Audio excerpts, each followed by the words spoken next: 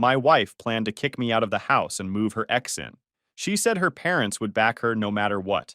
So I drove to her dad's office, and by nightfall, she was the one packing boxes while they told me to stay and raise the kids. Hey Reddit! So apparently my wife decided the house her parents own made her the queen of our entire lives. I just smiled, said sure, and watched her plans fall apart in real time. Before we dive into the disaster she created for herself, grab a snack. This mess practically cooked itself. I'm Dante. I'm in my mid-30s, a civil engineer who somehow ended up managing more people than blueprints these days. Married 9 years. 2 kids, Rowan, who never stops asking questions, and Kit, who thinks every couch is a jungle gym. We live in a big house owned by my in-laws, Gideon and Celeste. Estate planning reasons, they said when they gave it to us to live in. Their names are on the deed. Not mine, not Judy's. That part becomes important. Gideon and Celeste live across town, close enough for Sunday dinners, not close enough to share neighbors. Judy, my wife, is early 30s, raised in a house where arguments end the second money gets flashed. She learned that tone long before she learned accountability.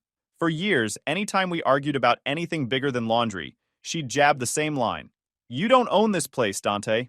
I used to ignore it because picking fights around kids is pointless, and honestly, I never cared whose name was on the paperwork as long as my kids had stability. Turns out I should have paid attention. Things shifted when Judy reconnected with an old friend. She said it the way people say, just running errands. A tone you use when you want the conversation over before it starts. His name was Steve. I remembered him from stories she told early in our marriage. Charming guy, apparently. The kind who lives small but talks big. Judy said they were catching up, nothing serious. I didn't argue. People are allowed to have friends. But then her phone habits changed overnight. Always angled away from me. Face down on tables. Notifications turned off. The classic stuff people think they're being subtle about.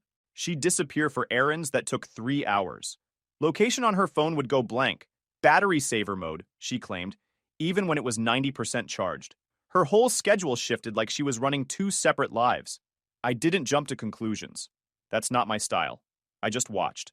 Then we had dinner at Gideon and Celeste's. They're old school people. Sunday dinners, firm handshakes, quiet expectations. With them, big calls run like a board vote. Facts on the table, then a decision. Judy's orbit had split lately. Leora hyped every choice she made, while Maeve, once her closest friend, had started to keep her distance. Judy started the evening acting normal, but by dessert, she had this smug tilt to her voice. We were talking casually about houses, maintenance, roof plans, typical homeowner nonsense.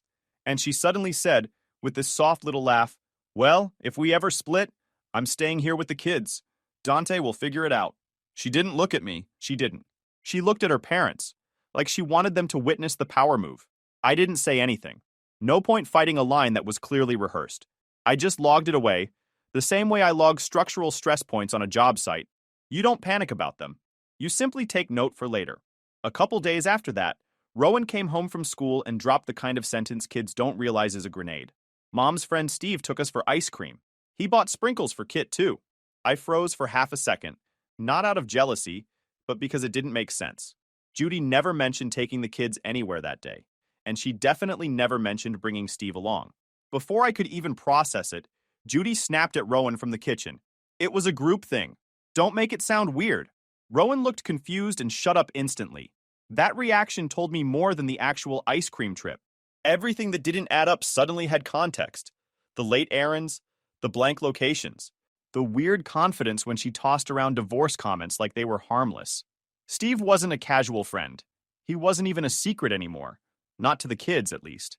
That night, after the kids were asleep, I walked past the living room and saw Judy on the couch, phone lighting up her face. She didn't hear me at first. She was smiling at the screen, the kind of smile people don't waste on just friends. I didn't say anything. I didn't even plan to look. But as she turned the phone slightly, the message preview flashed bright enough for me to catch it. Tomorrow, we talk about moving you in. Her thumb hovered over the screen, typing back something I didn't catch. She leaned back into the cushions like someone settling into a throne they believe they earned. I lifted my own phone and snapped a quick photo of her lock screen, not to confront her, just to have an exact record of what I saw. In that moment, the picture was complete. Judy wasn't just cheating. She wasn't just entertaining the idea of leaving. She already had the next chapter written in her head. She thought the house was her trump card. The move that let her swap out her husband for her ex, keep the kids, and stay in the lifestyle she was raised to expect.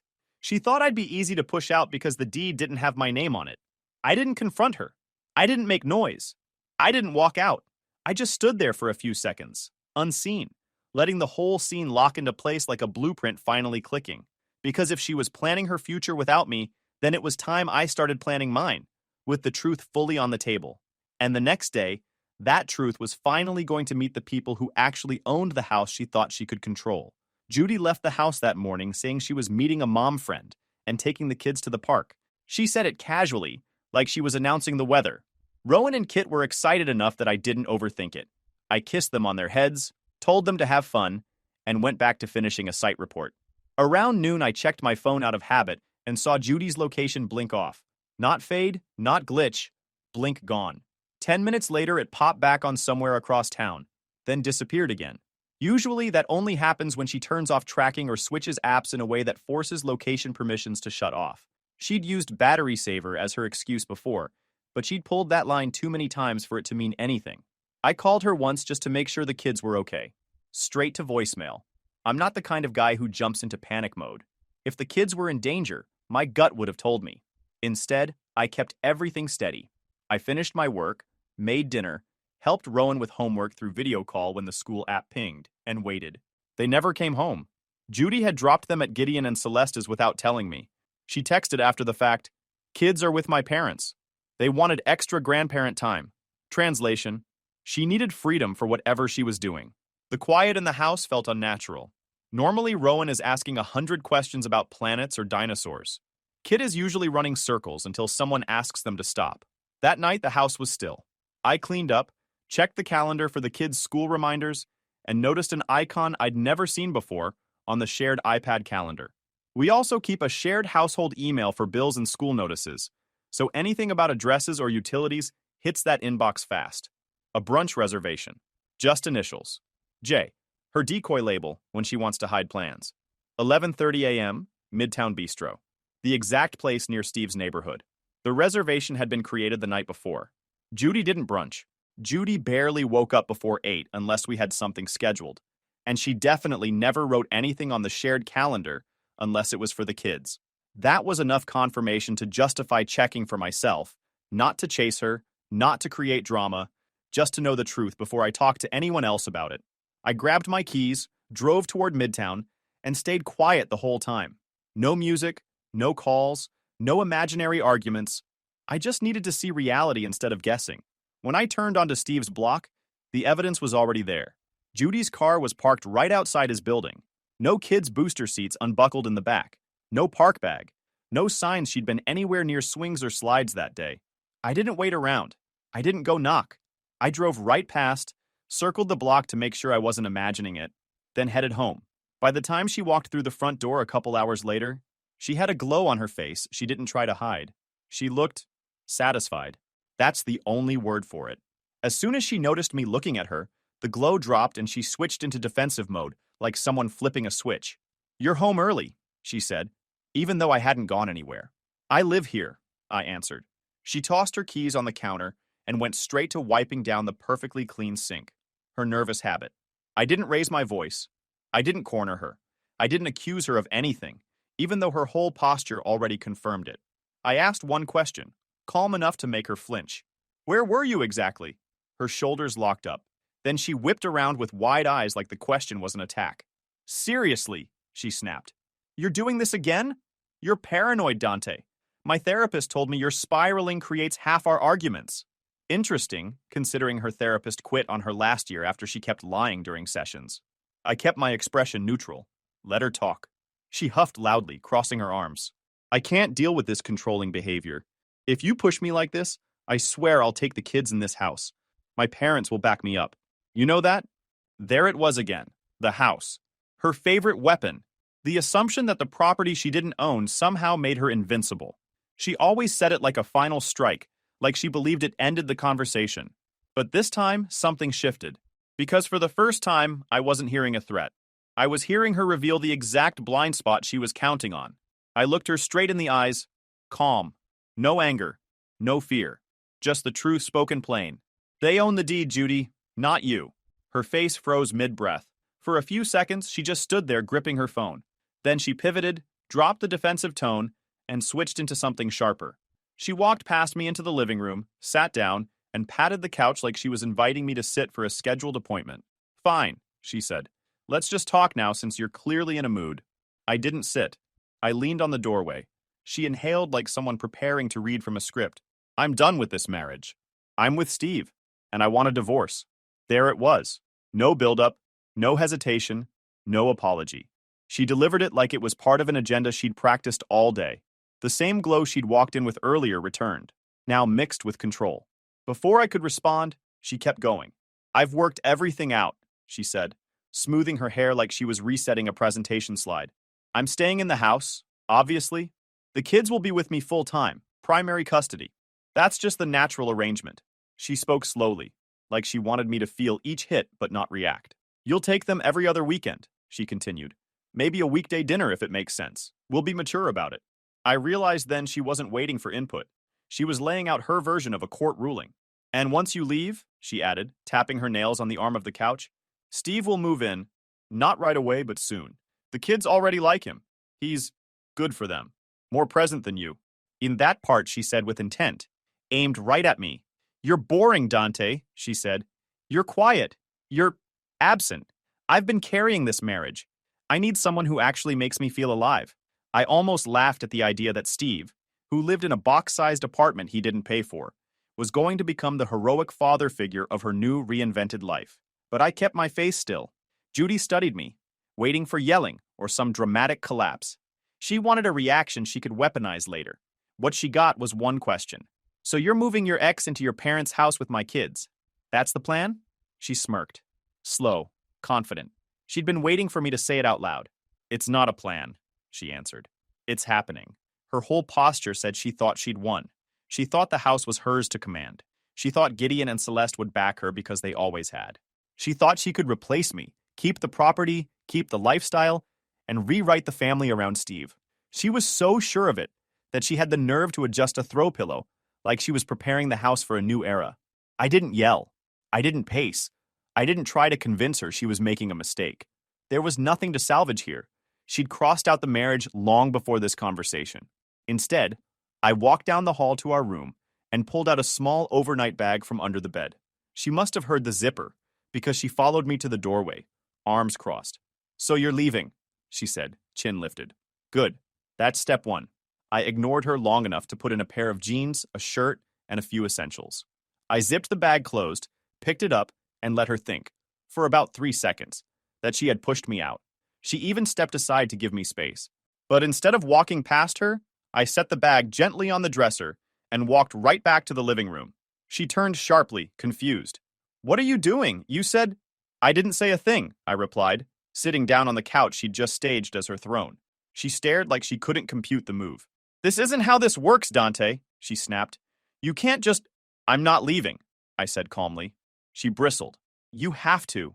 This house isn't yours," I finished. "And I'm not walking out so you can move your boyfriend in before the dust settles." The look she gave me wasn't anger.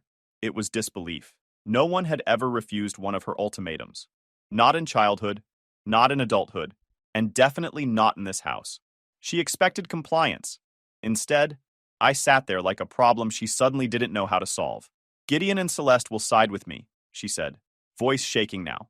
Not with fear, but with the first hint of uncertainty. "They always have. They'll side with the truth," I said. She didn't understand what that meant yet. But by the time I finished sitting there, bag packed, patience steady, plans forming, she would. And tomorrow, the people who actually owned the deed would hear everything she'd been planning behind their backs. I wasn't leaving the house. Not until the board saw the full picture for themselves. The next morning, I didn't linger at home. I didn't wait for Judy to wake up and restart her performance. I got dressed, grabbed the bag I packed the night before, and drove straight to Gideon's main dealership office. The place was already busy. Salespeople setting up displays, techs rolling cars out of service bays, normal noise for a weekday morning. Gideon's assistant didn't even ask questions when I walked in. She just pointed me toward his office with a tight expression, like she already knew this wasn't a casual visit.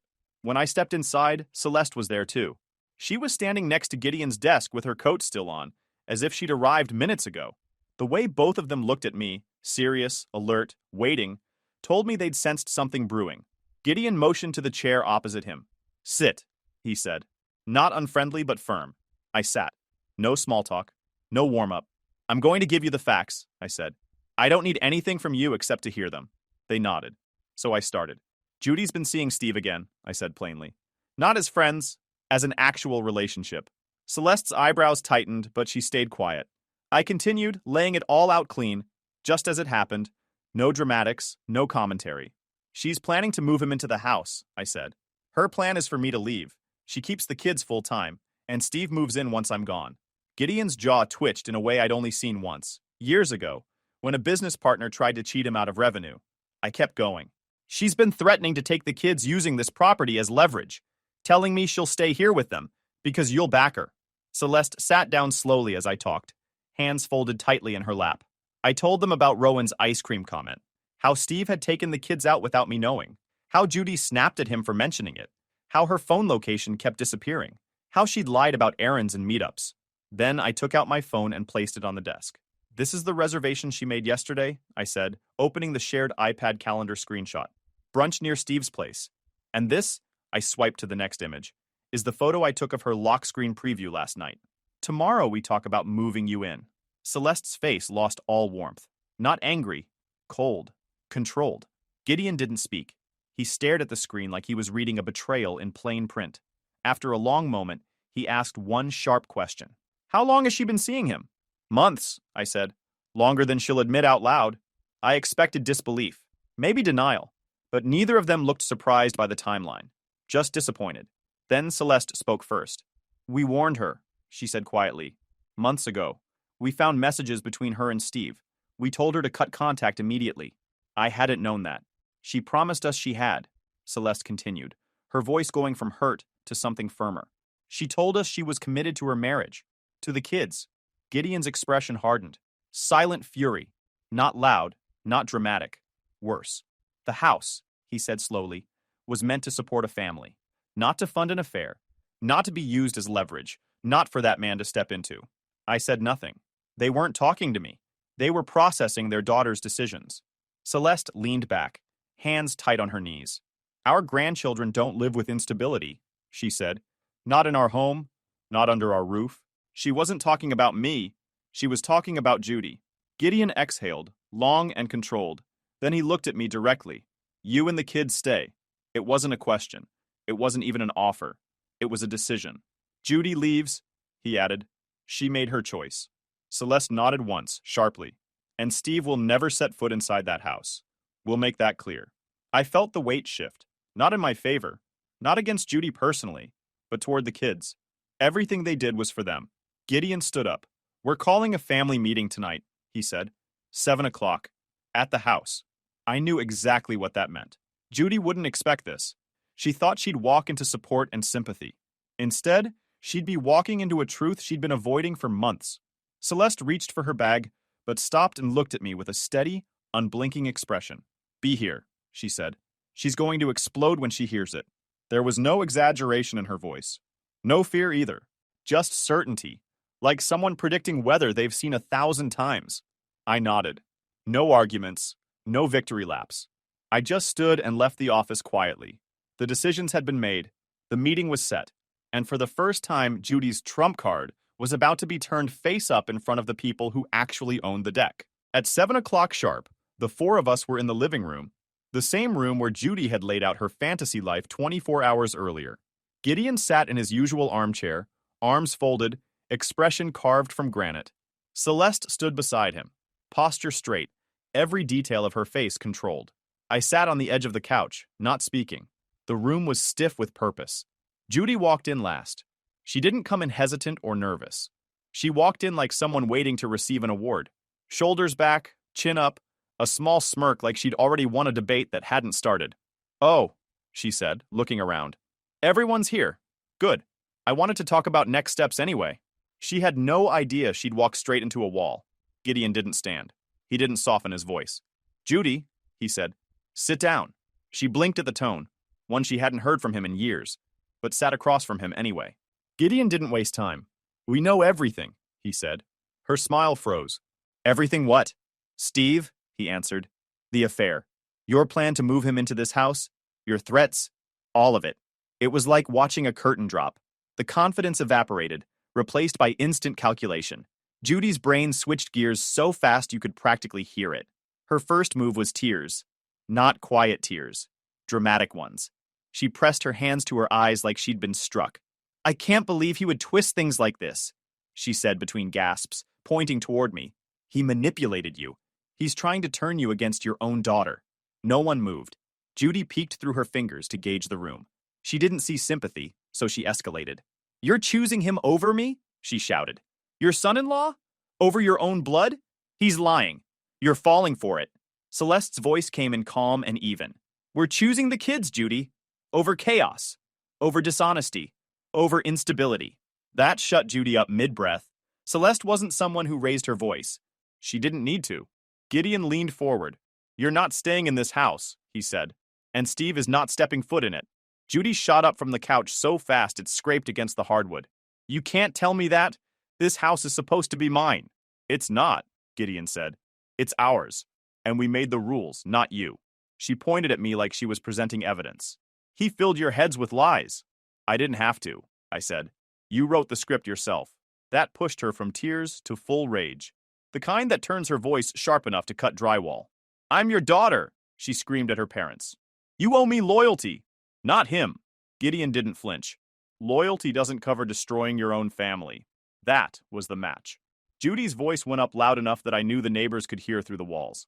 She paced, shouting, ranting, replaying her own arguments back at herself. Then there was a knock on the front door. Loud, confused.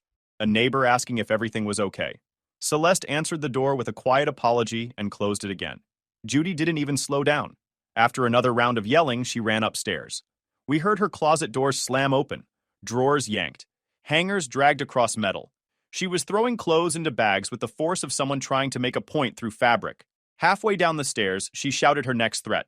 I'll call child services. I'll tell them he's unstable. You'll regret doing this to me. I sat there, perfectly still. She wanted fear. She wanted reaction. I wasn't giving her either. Gideon looked up at her without a flicker of emotion. Go ahead, he said. Tell them. Then tell them why you thought moving an affair partner into our property with 2 children was responsible. Judy froze for half a heartbeat. Then she stomped the rest of the way down, bags over her shoulder, eyes wild. You're all insane, she spat. You'll see. Everyone will see. She stormed out the door and slammed it behind her like she owned hinges and gravity. Then she peeled out of the driveway toward Steve's apartment. Late that night, a USPS change of address confirmation landed in our household inbox, forwarding Judy's mail to Steve's building. Shortly after, a utility start service notice arrived for that same unit in her name. I saved both. The house went silent. Rowan and Kit weren't there, but it felt like we were protecting the space for when they came home. I gathered the bags she didn't take and set them aside. Gideon sat down heavily, Celeste rubbing his shoulder. They didn't look triumphant. They looked like parents mourning a daughter who'd walked willingly into a disaster. Later that night, around 10, my phone vibrated with a voicemail from an unfamiliar number. I hadn't heard it ring. Whoever called hung up quickly. I played the message. Hi, this is Ms. Drayton from the school office. We received a home safety report from Judy and, per policy, forwarded it to Child Protective Services. We do need to check in. Could you return this call so we can confirm everything is safe with Rowan and Kit? I called back and confirmed the referral. They were required to pass it along. I didn't need anyone to tell me who filed it. Judy hadn't even been gone a full hour before trying to turn the system into her personal megaphone. She wanted the neighborhood to hear her. Now she wanted the school to hear her too. She wasn't done making noise. By mid-morning, Celeste and Gideon were already at the house to steady the kids' routines. Celeste kept them busy at the dining table, while Gideon tackled a squeaky cabinet hinge. Child Protective Services didn't waste time. Because the school had flagged Judy's report to them that evening, a worker showed up at the door early the next afternoon. She explained the visit calmly, clipboard in hand, and stepped inside. The house was spotless, not staged, just normal. Toys in baskets, dishes put away, laundry folded. Rowan and Kit were playing with Celeste at the dining table, working on a puzzle. Gideon was fixing a hinge on a cabinet door. No chaos, no tension, just regular life. The worker glanced around, took notes, asked routine questions. Had the kids eaten? Any injuries? Any incidents recently? Rowan answered half the questions before anyone else could. Kit chimed in with their own commentary. The worker smiled, wrote something down, and glanced at me. Looks stable, she said. I'll finish my report. 10 minutes later, she closed her folder. I'm marking this as a retaliatory filing, she said. We'll notify the school as well. You'll receive confirmation. One problem handled. The bigger one was coming. We filed for emergency temporary orders that afternoon, and the court set a short notice hearing 3 days later. I walked in with my attorney, calm and steady. Gideon and Celeste were already seated behind us. Present, clear-eyed, not wavering. Judy arrived with Leora trailing behind her like a personal hype squad. Judy had done her makeup in the exact way she does before family photos. Soft, innocent, intentional. She carried tissues before anything had even started. As soon as her side was called, she unleashed the performance. She dabbed at tears that hadn't fully formed. She sniffed dramatically. She spoke in a trembling voice, claiming I had isolated her, controlled the finances, and made her walk on eggshells. Leora nodded fiercely at every sentence, as if her approval counted as evidence. Then Judy added, He twisted my parents against me. He made them think I'm unstable. None of this is my fault. I'm being pushed out of my own home. Her attorney wrapped it up with a dramatic closing about a mother's bond and the children's need for their primary emotional caregiver. My attorney didn't bother with theatrics. She stood, laid out documents neatly, and spoke plainly. First, Mrs. Hargrove moved out voluntarily, she said. Here are the time-stamped confirmations. A USPS change of address forwarding her mail to Steve's address, and a utility start service order in her name for that unit. She passed it to the judge. Second, here is a screenshot where she and Mr. Hargrove's minor child identify her affair partner, Steve, as someone who has already been alone with the children. Another document handed over. Third, here is a time-stamped photo of her lock screen preview showing that line. The printed photo hit the table with a soft slap. Fourth, she continued, the house in question is owned entirely by Mr. and Mrs. Marlowe, Gideon and Celeste, not by either spouse. It was never transferred during the marriage. We have deed documents, tax filings, and accompanying correspondence. She gestured behind us. They are both present to testify. Judy stiffened. Leora whispered something frantic into her ear. Judy's lawyer scrambled for footing. Your Honor, the house was gifted to the marriage. It functions as marital property. Mrs. Hargrove should remain there for the children's stability. The judge nodded toward Gideon. Mr. Marlowe, please step forward. Gideon didn't hesitate. He walked to the witness stand, placed one hand on the rail, and answered every question clearly. We purchased that home for our grandchildren, he said. It was never transferred to either spouse. We allowed them to live there because we believed they were providing a stable family environment. He looked directly at Judy before turning back to the judge. That stability no longer exists with her choices. The home was intended to protect our grandkids. That protection still stands. The judge didn't need more than that. She reviewed the paperwork, glanced over her notes, and gave her ruling. Primary residence for the children will remain with their father, Dante Hargrove. He is in the family home, and the grandparents who own the property have made their expectations clear. Judy's breath hitched loudly. The judge continued. Mrs. Hargrove will have visitation every other weekend and one midweek evening. Judy gasped like she'd been slapped. And, the judge added, turning a page, the individual known as Steve may not be around the children for 6 months to ensure transitional stability. Judy's chair scraped the floor as she stood up too fast. You can't do this. You can't. The judge gave her a calm look. I just did. Outside the courtroom, Judy stormed into the hallway, voice raised enough that someone down the corridor paused mid-step. You stole my life, she screamed at me. Tears streaked her makeup, but she wasn't sad. She was enraged. I looked at her, steady and unshaken. You handed it over when you tried to move him into our kids' bedrooms. Leora gasped as if the words physically hit her. Judy opened her mouth to fire something back, but someone else stepped out of a nearby doorway. Maeve. She crossed her arms, watching Judy with a look that said she'd stopped believing her months ago. She stepped close enough for only me to hear. She's already spinning a story online, she said, and Steve is bragging like he won. I nodded once. The war Judy thought she could control was about to break open in a place she couldn't script, public opinion, and she wasn't ready for what that would look like. By noon, the day after the custody hearing, Judy had already launched her next attack. A full-length post went up on her social media, several paragraphs long, written like a dramatic memoir drafted in the middle of the night. She called herself an emotionally abandoned wife. She claimed Gideon and Celeste were manipulated by Dante, and the closing line was the real punch. He stole the kids from me. Within minutes, Leora was in the comments section doing damage control like she was being paid for it. "You're so strong, Judy. Everyone knows Dante is cold. This was abuse disguised as stability. Courts get it wrong all the time." She replied to every critical comment, arguing with strangers like she was trying to earn a courtroom victory through emojis and emotional monologues. I didn't engage at first. I let it run until the comment section started tugging at my phone, trying to bait me into defending myself. Then I posted one sentence, "No more." She left the family before she left the house. I didn't post again. I didn't argue. I didn't touch the thread after that. You drop truth like that once and you walk away. The deletion attempt started 20 minutes later.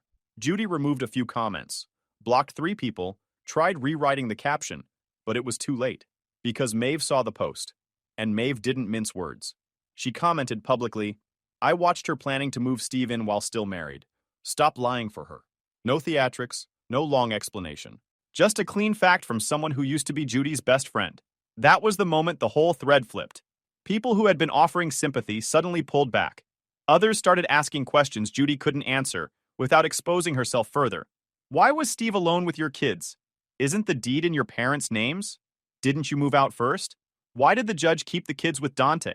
Every attempt Judy made to defend herself only fed more contradictions. Leora kept trying to patch the holes, but she didn't have enough hands.